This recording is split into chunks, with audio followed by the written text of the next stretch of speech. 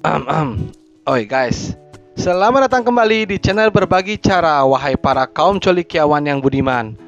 Oke, pada video kali ini gua akan menceritakan alur cerita film dari What a Good Secretaries. Film ini mengisahkan sebuah perusahaan ternama dan lalu ada seorang gadis imut-imut yang menjadi sekretaris baru di sana.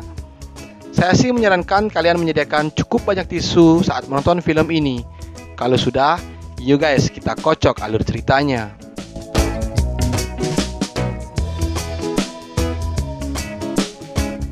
Di awal cerita, ada suatu perusahaan konsulting. Perusahaan ini bergerak di bidang perekrutan dan penyediaan karyawan. Oh ya, ini bosnya bernama Pak Joe. Lalu dua kunyuk-kunyuk karyawan ini kita sebut saja Na dan Tan ya. Soalnya gua udah ubah-ubah tuh Google, nggak ketemu-ketemu juga nama asli mereka. Di suatu pagi yang cerah, mereka semua sedang melakukan rapat. Dalam rapat tersebut, sekretaris Pak Jo yang lama mengatakan akan mengambil cuti bunting selama 1 bulan. Singkat cerita, sekretaris baru itu pun sudah datang dengan mengendarai VW kodok berwarna merah. Terlihat sih penampilan sekretaris ini sangat menggiurkan dengan menggunakan stocking dan baju doplang. Lalu, saat menaiki tangga, bertemulah dengan Na dan Tan. Dia menanyakan di mana ruangan Pak Jo. Si Na yang melihat sekretaris baru itu langsung memicu jiwa mudanya meronta-ronta.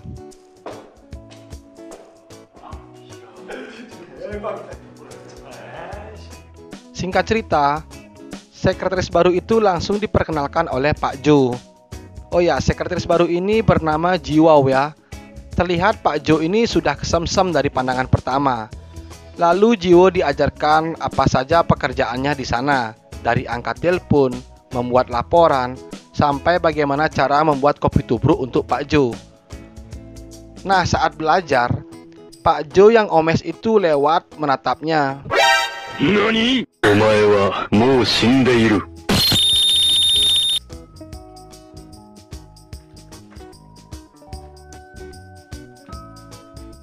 Pada saat akan pulang bekerja, Jiwo tidak sengaja menjatuhkan dokumen penting perusahaan. Namun, bukannya didemprat, Pak Jo malah membantu Jiwo merapikan dokumen itu. Sekilas seperti sinetron FTV gitulah. Lanjut esok harinya, Jiwo bekerja dengan telaten dan cekatan. Dari mengepel meja, mengepel lemari, mengelap lantai, sampai membuat kopi tubruk untuk Pak Jo. Namun, saat membawakan kopi tubruk, tak sengajalah menubruk Sina. Alhasil kopi tubruk itu membasahi Johnny Yes papanya Sina. Jiwo yang ingin membantu tidak diizinkan oleh Sina. Lalu Na celengas-celengus di kamar mandi. Sins berpindah ke Jiwo yang sudah memberikan kopi ke Pak Jo. Pak Jo mengatakan kopinya sih sudah enak tetapi kurang susu. Nggak bercanda.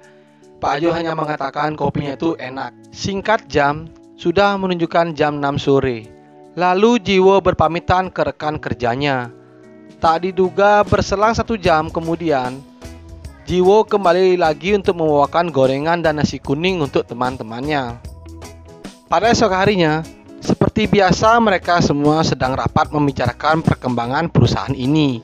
Ternyata, perusahaan ini mengalami peningkatan yang signifikan. Dan semua karyawan mengatakan senang dengan kinerja Jiwo yang sangat maksimal. Lalu saat Jiwo mengantarkan kopi untuk Pak Jo menanyakan bagaimana perasaan selama ini bekerja di sini. Jiwo mengatakan cukup senang dan nyaman bekerja di sini. Sins berpindah ke Na dan Tan lagi nongkrong di loteng kantornya sambil menikmati sebatang pengasapan. Dan mereka bergosip tentang bodi Jiwo yang aduhai sedap dipandang mata. Nah, saat akan pulang bekerja, Na dan Tan berpamitan kepada Jiwo. Lalu Jiwo pun berpamitan dengan Pak Jo. Ternyata Pak Jo ini lagi lembur di kantor dan juga di sana lagi turun hujan. Tak diduga-duga, datanglah Jiwo yang membawakan kerupuk dan es cendol. Lalu mereka berdua duduk santuy sambil menikmati makanan dan minuman. Nah, saat ngobrol-ngobrol, Pak Jo mengajak Jiwo ke bar untuk menenangkan pikiran. Namun di sini Jiwo menolaknya dan Jiwo pun berlalu pergi. Hari ke-19, Jiwo lagi nangkring di atas meja dengan pose yang membuat jiwa saya bergejolak. Terlihat di sini, Jiwo sangat akrab dengan Shina. Namun ternyata ada sesosok makhluk tak kasat mata yang mengintai mereka di balik tembok. Lalu, saat Joe lagi sibuk kotak-katik komputernya, ia kembali melihat Jiwo lagi berbincang-bincang dengan Tan. Nah, dari scenes ini, Pak Joe merasakan keki atau kita sebut saja cemburu nih. Pada esok harinya, Jiwo lagi chatting dengan gua. Tak disangka muncullah Pak Joe yang langsung mendamprat Jiwo. Tetapi di sini Jiwo dengan santuy menanggapinya. Tak disangka sudah menunjukkan jam 9 malam. Ternyata Pak Joe masih lembur di kantor. Lalu datanglah Jiwo membawakan arsip dokumen. Terlihat Pak Joe ini tidak peduli dengan Jiwo. Cie keki lah yao. Hari ke-18. Lagi-lagi Jiwo nongkrong di atas meja dengan rok mini yang berwarna merah. Membuat saya sendiri jadi gregetan lihatnya. Tak lama kemudian, datanglah Pak Joe yang mengajak mereka semua nanti malam ke bar untuk happy-happy. Lanjut cerita, mereka semua sudah di bar sambil bermain lempar panah. Lalu mereka lanjut drinking-drinking. Terlihat sih mereka semua sudah agak amsyong nih. Ternyata Jiwo agak sedikit risih dan mangkel, lalu pergi meninggalkan mereka. Merasa ada yang janggal, Pak Joe lantas mengejar Jiwo. Ternyata Pak Joe mengantarkan Jiwo ke rumahnya. Lalu tak diduga Pak Joe say I love you ke Jiwo. 그래서 잠깐 부모님 놀래. 그럼 발에서 떼서 Sontak membuat Jiwo pelangak-pelongok.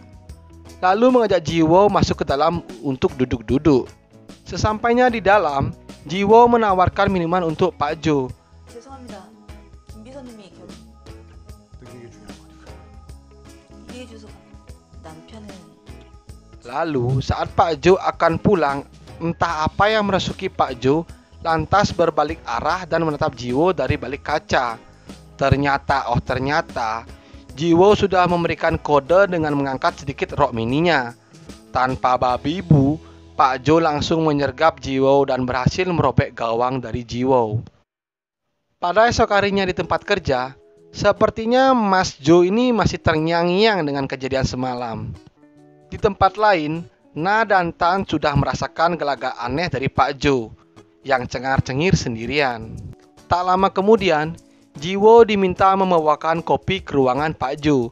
Nah, sesampainya di ruangan Pak Joe, tanpa pemanasan, Pak Joe yang sudah mabuk kepayang langsung menarik tangan Jiwo dan mereka pun melakukan kuda-kudaan di atas meja kerja. Shina yang penasaran mendengar suara rintihan orang wanita hampir saja membuka pintu ruangan Pak Joe. Namun nggak jadi nih karena dipanggil oleh si Tan. Lalu Na dan Tan lagi nongki-nongki bareng di atas loteng sambil ditemani sebatang pengasapan. Di sana Na mengatakan kayaknya Pak Joe ada main-main nih dengan Jiwo. Singkat cerita, Na lagi buat kopi tubruk. Lalu datanglah Jiwo yang ingin membantunya. Na yang berada tepat di belakang Jiwo tak sengaja menyenggol dengan itunya Jiwo yang membuat Johnny Yes papanya Mas Na ini terbangun dari tidurnya.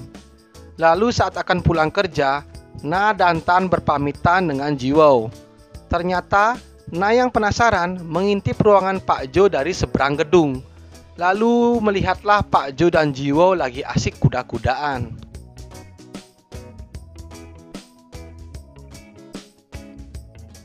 Seperti biasa, Na menceritakan kejadian itu dengan Tan. Wah, hari mas-mas ini gosip terus.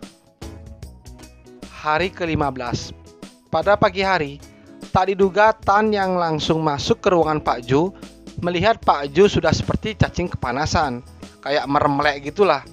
Ternyata di bawah meja Pak Joe ada Jiwo yang lagi mengkulum-kulum lilin punya Pak Joe. Namun beruntung tidak diketahui oleh si Tan. Singkat cerita, Pak Joe yang sudah puas akan pergi ada meeting dengan klien di luar kantor. Dan Jiwo pun memberikan semangat kepada atasannya itu. Lalu saat Jiwo lagi memfotokopi dokumen, tak diduga datanglah Shina. Layaknya secangkir kopi yang bikin kecanduan, Na yang melihat body bohai Jiwo sampai menghayal menunggangi Jiwo, dan lalu dikejutkanlah oleh Jiwo. Lalu Jiwo meminta tolong kepada Na untuk mengecek laporannya apakah sudah benar atau belum.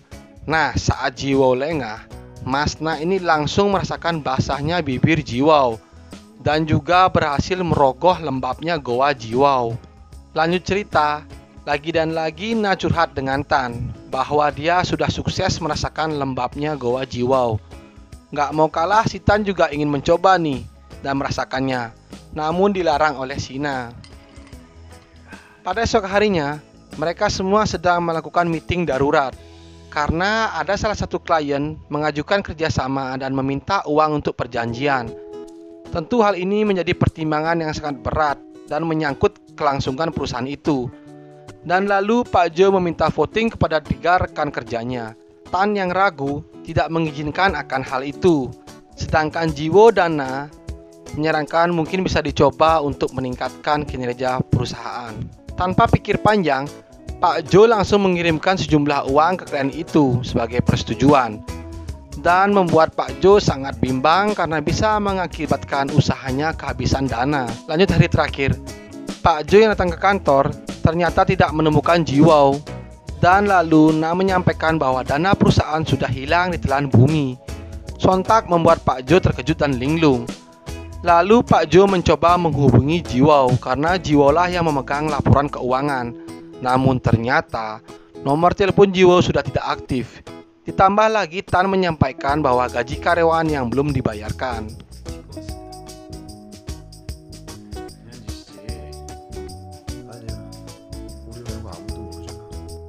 Lalu Pak Jo yang sudah pusing 7 keliling mencoba melupakan masalah ini di bar.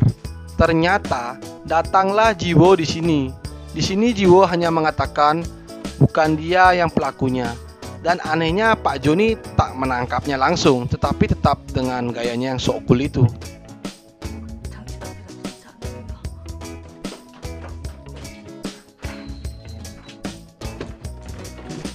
Tak sampai di situ, Pak Jo mencoba mendatangi kediaman Jiwo.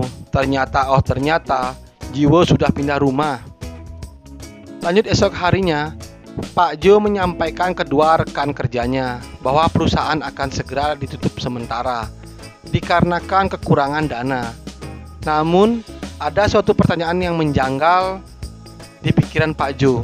Dulu waktu Pak Jo kuda-kudaan dengan Jiwo, ia mendengar Jiwo menelepon seseorang yang ia tidak ketahui. Singkat cerita, Na dan Tan lagi nongki di atas loteng sambil menikmati pengasapan. Di sana mereka menyesali atas ditutupnya sementara perusahaan ini. Lalu, Tan mengambil HP dan menelepon seseorang.